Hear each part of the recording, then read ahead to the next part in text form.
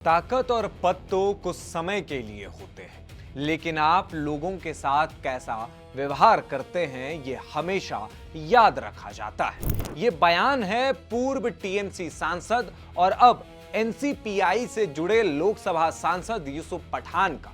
उनके इस पोस्ट के बाद पश्चिम बंगाल की सियासत में एक बार फिर चर्चाएं तेज हो गई है। सियासती गलियारों में यह बातचीत तेज है कि क्या यूसुफ पठान एनडीए के साथ सहज महसूस नहीं कर रहे हैं। लेकिन सवाल यह है कि आखिर यूसुफ पठान को यह बात ऐसे समय में कहने की जरूरत क्यों पड़ी। दरअसल यूसुफ पठान उन 20 बागी टीएमसी सांसदों में शामिल हैं जिन्होंने विधानसभा चुनाव में हार के बाद पार्टी छोड़कर nationalist citizen party of India यानी एनसीपीआई का दामन थाम लिया था और ममता बनर्जी को अकेला छोड़ दिया था। इसके बाद एनसीपीआई ने बीजेपी के नेतृत्व वाले एनडीए को समर्थन देने का ऐलान किया, लेकिन इसके बाद एनसीपीआई के भीतर ही बीजेपी और एनडीए के साथ रिश्तों को लेकर मतभेद की खबरें सामने आने लगी।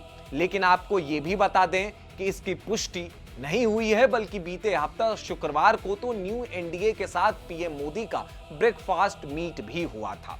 वैसे इस विवाद का जड़ क्या है? असल में यूसुफ पठान ने लाउडस्पीकर बैन और एसआईआर ट्रिब्यूनल जैसे मुद्दे को लेकर अपना बयान सामने रखा था। यूसुफ पठान ने केंद्रीय गृह मंत्री अमित शाह से भी मुलाकात की थी। हालांकि कहानी यहीं खत्म नहीं होती। बाद में प्रधानमंत्री नरेंद्र मोदी के साथ हुई बैठक में यूसुफ पठान, अबू ताहिर खान और खलीलुर रहमान मौजूद थे। यूसुफ पठान ने इस मुलाकात की तस्वीर भी सोशल मीडिया पर साझा की थी। उन्होंने बैठक को शानदार बताते हुए कहा था कि उन्होंने अपने निर्वाचन क्षेत्रों के विकास और लोगों की चिंताओं से जुड़े मुद्दे प्रधानमंत्री के सामने रखे। लेकिन इसके बाद उनका नया बयान फिर चर्चा में आ गया।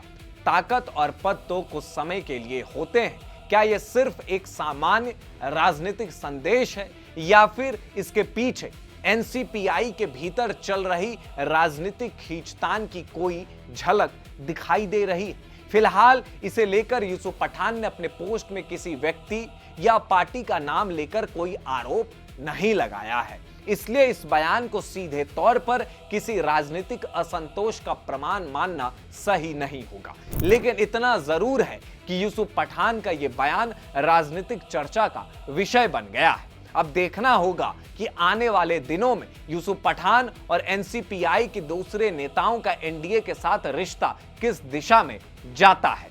इस रिपोर्ट पर आपकी क्या प्रतिक्रिया है, हमें कमेंट बॉक्स में जरूर बताएं।